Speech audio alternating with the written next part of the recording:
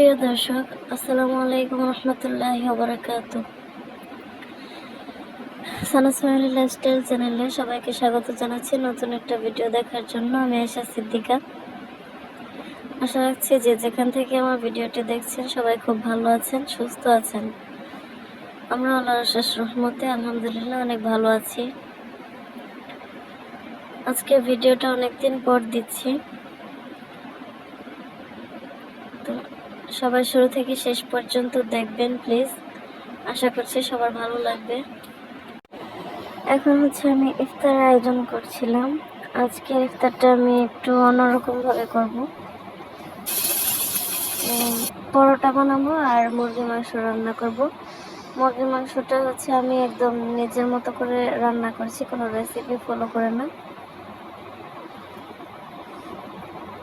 তো আপনারা এভাবে ট্রাই করতে পারেন, অনেক মজা হয়েছিল খেতে।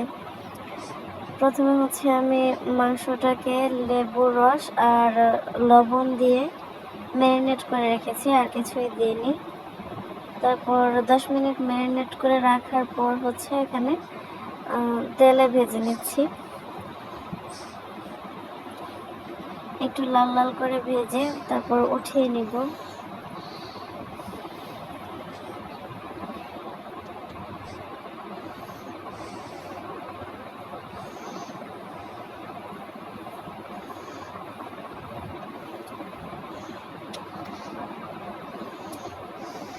এত লাল লাল করে ভেজে নিচ্ছি, আর সবগুলো ভাজা হয়ে গেলে উঠিয়ে নিব।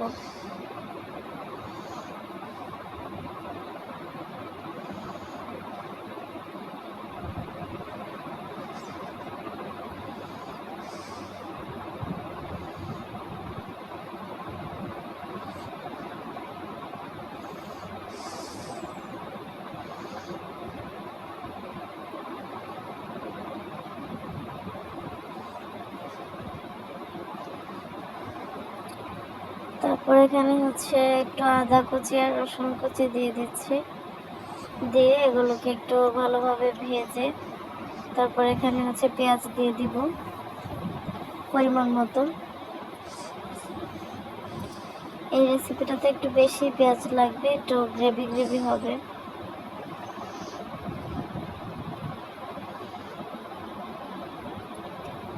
তো এটা আদা রসুন ভেজে নেওয়া হয়ে গেছে। এখন পেঁয়াজগুলো দিয়ে দিলাম, আর পেঁয়াজগুলো একটু সফট হয়ে আসলেই হবে, এগুলো বেরেস্তা করার কোনো দরকার নেই, কারণ পরবর্তীতে বেরেস্তা অ্যাড করব তরকারিতে।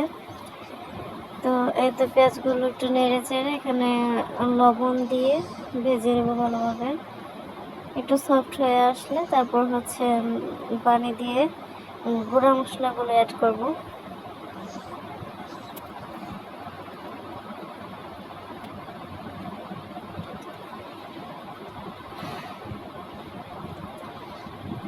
তো যারা আমার ভিডিওটি দেখছেন সবাই প্লিজ একটু লাইক করে দিবেন, আর আমার চ্যানেলটিকে সাবস্ক্রাইব করে দিবেন।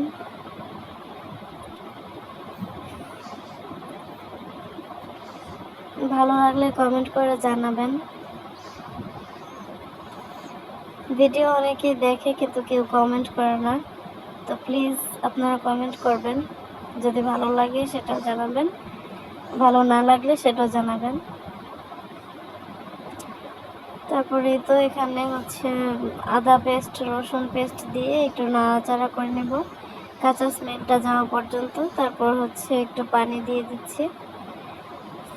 এটা পানিটা দিয়েছি গুঁড়া মশলা অ্যাড করার জন্য, কারণ গুঁড়া মশলা অ্যাড করলে মশলাটা পুড়ে যায় পানি না দিলে। তো এতে এখানে ধনিয়ার গুঁড়া, জিরার গুঁড়া, গরম মশলার গুঁড়া, তারপর সামান্য একটু মরিচের গুঁড়া দিয়েছি। মরিচের গুঁড়া খুবই কম দিয়েছি, পরবর্তীতে কাঁচা মরিচ অ্যাড করব তাই।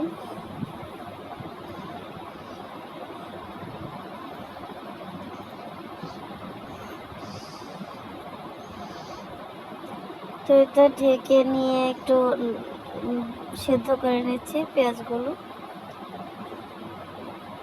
মশলাটা কষাচ্ছি।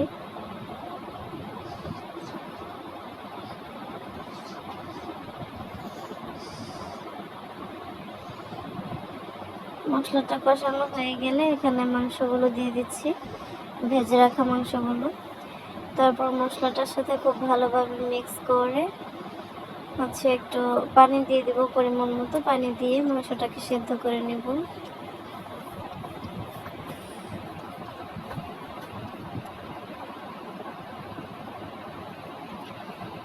এই রেসিপিটা না আপনারা ট্রাই করতে পারেন, কারণ এটা অনেক মজার।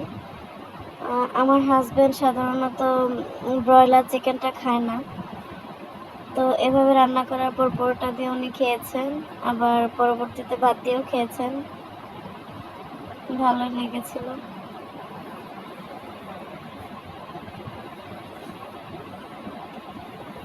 তো এখানে পরিমাণ মতো পানি দিয়ে ঢাকা দিয়ে ঢেকে সিদ্ধ করে নেব।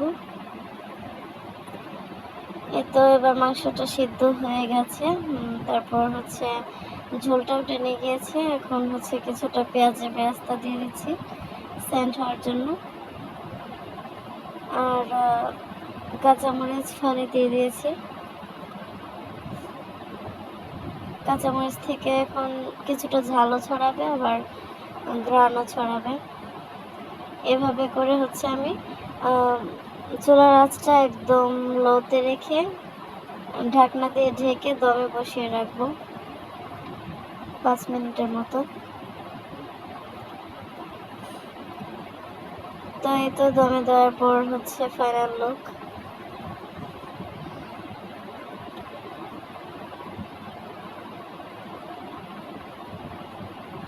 এটা এখন আমি চুলা থেকে নামিয়ে নিব, একটা সার্ভিং ডিশে সার্ভ করছি।